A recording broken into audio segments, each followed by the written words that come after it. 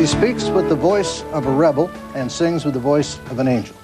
I may not agree with her politics all the time, but I could listen to her forever.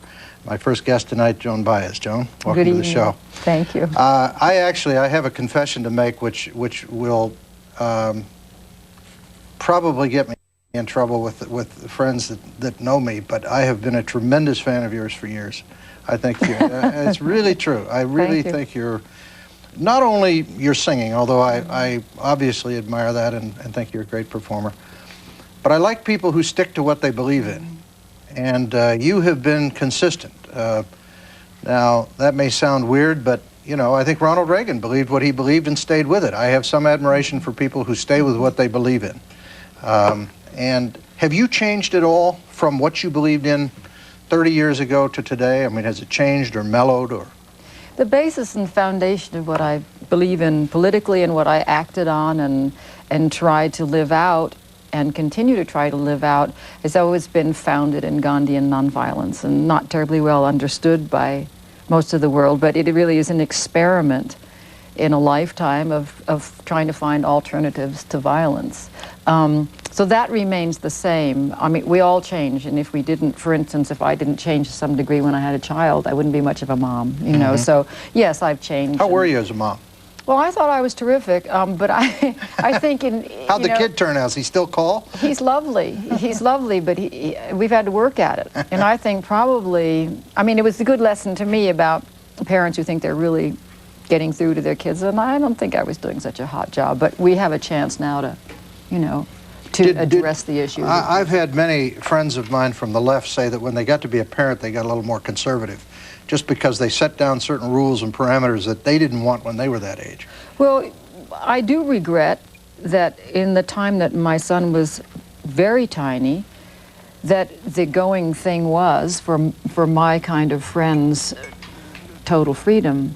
I think he probably would have been a whole lot happier in a playpen, because even if it was just symbolic that it had the boundaries, which later trying to enforce became much more difficult, you know, to even find out what they should be as the kid gets older.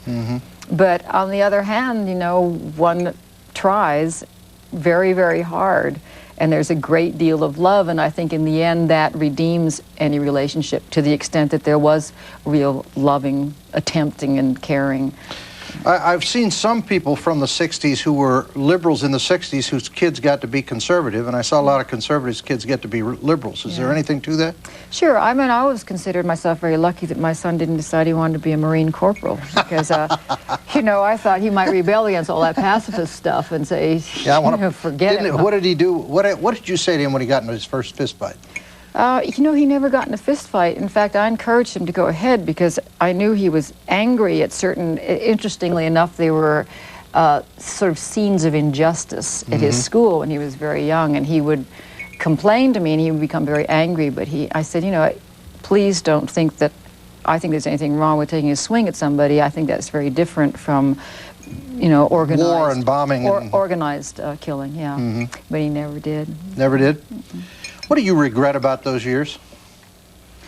For myself? Yeah. Or for, I don't regret sort of the basics of how I carried out my life. I think probably there are little personal things, the way everybody looks back to, I wish I had done so-and-so when I knew so-and-so.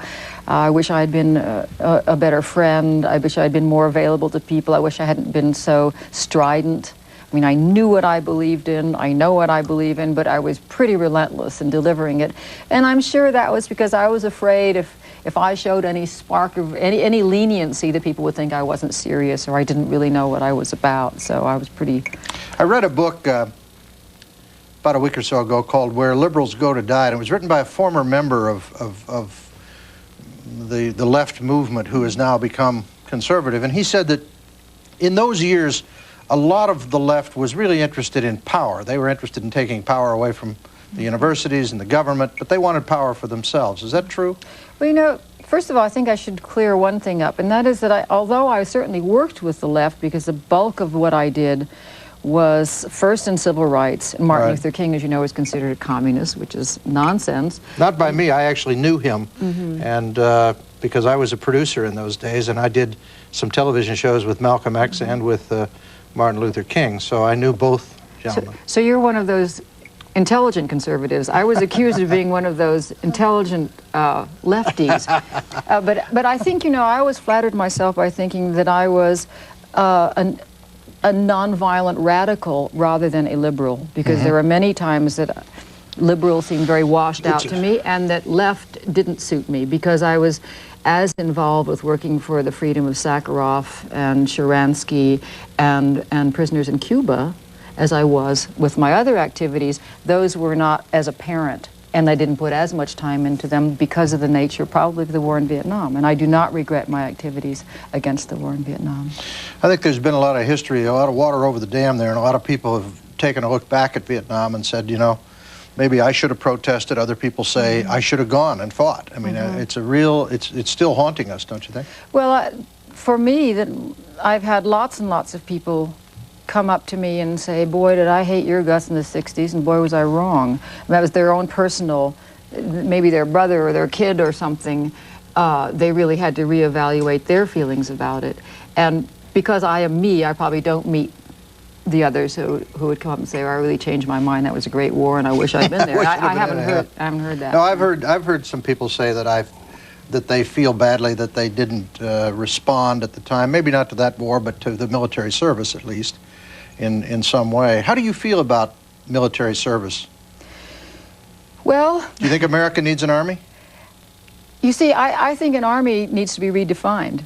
I mean, very basically, if we all had armies like the army that Gandhi created, first in his mind and then literally on the streets, I think we'd be in a lot better shape. But if we did it and the other guys had like big guns and stuff, wouldn't they come over here and hurt us? Well, you know, oddly enough, for the first 20-some years of my speaking life, starting as a teenager, the threat was always those other guys, the other guys. And so, in order for us to follow out our plan, it was really a desire to be the last good people on earth. I mean, I'll disarm when absolutely everybody else is, you know, we're safe. And all right, you're elected president this year. Would you unilaterally disarm? I would resign. You would resign? Oh, yeah. You wouldn't try to lead the country after all these years of opinions? No, but I never had anything to do. I never stuck a toe into Democratic Well, but politics. let's say you're not. Let's say they elected you as an independent. Okay? You're an independent, you're not a Republican, you're not a Democrat, but you tell the country where you want to lead. What would you do? No, you see, the trouble with leading, as you well know, is that if I were some kind of wizard who could lead this country out of the wilderness, then somebody else could lead it back in the next 5 minutes. And that is the trouble with leadership. But that sounds defeatist for somebody who's fought as long as you have for principles. Not at all. If I had fought within the system in that sense, I'm sure I would feel very defeated by now and at this point. And it is because I see myself most effectively in whatever political things I do in the fashion of Martin Luther King and Gandhi. I mean, I flatter myself to be in that kind of company, but I think that Martin Luther King would have narrowed his power more rapidly by running for office. I agree, but if he got appointed president, I don't think he would have resigned. I'm not sure about that. Really? I'm not sure. Give me 3 words that you think are most important. One is peace, obviously, right? No, I don't like the word peace. You don't? No. China dropped bomb for peace, and the a lot of people die for peace, and we're all for peace. I don't like. Okay. That's not one of my favorites. And war's not one of your favorites. Well, let's move on to something. All right, give me a couple others that you really believe in. Okay, I think of what comes to my mind first is what Gandhi did with his life was he called it experiments in truth with a small t, which meant that he was always looking for a truth that really stopped negating people's lives and their spirits, and it's a very difficult path to find, but he was determined to create those paths in every possible situation. And so that really is what I have attempted to do when I am engaged, you could call it politically, socially. Do you believe that people's personal lives, and we have to take a break in 30 seconds, if you can answer this short, otherwise we'll come back, but do you believe that people's personal lives should enter into the debate in terms of how they conduct themselves in public policy? I think their lives should be the debate. Gandhi and Martin Luther King were accused of being great womanizers. We'll get back to talk about that right after these messages. We have to take a break. We're here with JOAN BAEZ.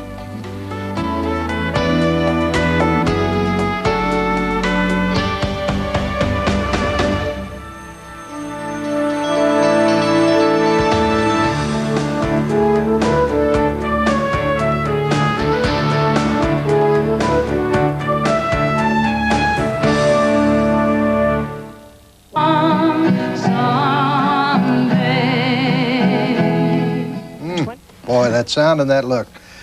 Do you feel like a legend? I mean, I feel like I'm sitting here with a legend, and you're so young to be a legend, but you really are a legend. Well, I am a legend. Do you get it? I mean, like when you go to the grocery store, do you feel like a legend, or do you feel like a... If I go to my own grocery store, I don't feel so much like a legend. I feel like the rest of us are sloppy-looking women in my town. But yeah, I mean, it has its pros and it has its cons. Yeah. It's very, very nice in some ways. This is the product. What are there? 3 CDs in this thing? 3 CDs. 3 CDs. Do we have this on Still Store, or do we? Is this it for me? I'll hold it on this. Is this camera all right? It's called Rare, Live, and Classic. Rare, Live, and Classic. There it is. You've got it up there. It's called Rare, Live, and Classic, and you can get it at the music store. And it will either be under folk, rock, contemporary, or Baez. or Baez. That's right. I mean, it's you're around the store, I've noticed when I've looked at records. It has just, to mention, over 20 unreleased things on it. Really? Yeah, some I had forgotten about. Does it have some of the favorites? Because everybody, Yes. I know every performer has to do the It's good. things that... We did both. It got 5 stars in the Rolling Stone, so Hey, I'm very happy with it. that's good. Not a man who reads Rolling Stone regularly, but I know that that's... Let's see. Could I have guessed that? I could have guessed that. I know that that's important. I try to pay attention to it every once in a while. Actually, Jan Wenner, I do know Jan, and he's a pretty good guy.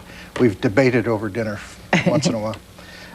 We've got a phone call. Barry from New York. I've got some more questions for you. We'll take this phone call right here. Barry, you're on the line. Hi, John. I was wondering what you think of Pete Seeger being honored, and do you think that's a little bit of a sellout to be honored by the establishment for somebody like him? Let me just say that was at the Kennedy Center last night or the night before? It was last night. Last night. And the night before, yeah. Yeah. Roger, do you think he would have been honored if there were a Republican president? And I'll hang up and listen. I don't know. It would have been, I don't know who decides that. I don't think the president decides that, though. Doesn't the Arts Council or Kennedy Center do it? Kennedy Center. And they've always been sort of controlled by liberals. So my guess is yes. When I was looking over it and I saw the first name, the very first Right. honoree on the entire list all over the years, the first one was Marian Anderson, so I figure Pete's in pretty good company. Yeah. Well, what was that like? Was that, you don't go out to a lot of glitz. I mean, I don't see you a lot in W magazine and some of the places. I mean, You know, I don't go to Washington that often, but when my manager called and said, listen, Pete Seeger's being honored and blah, blah, blah, and expected me to say, no, I'm not comfortable there, I said, I'd go anywhere for that. When I went out on the stage and I just sang Where Have All the Flowers Gone, and I said, Pete, when I was very young and I was learning my first folk songs and looking for a meaning in my life, you were the person who showed me that it was possible to be a first-rate entertainer and also to live a principled life and to speak one's heart and to hang the consequences. So this was an important man in my life. I didn't always share his politics, doesn't matter.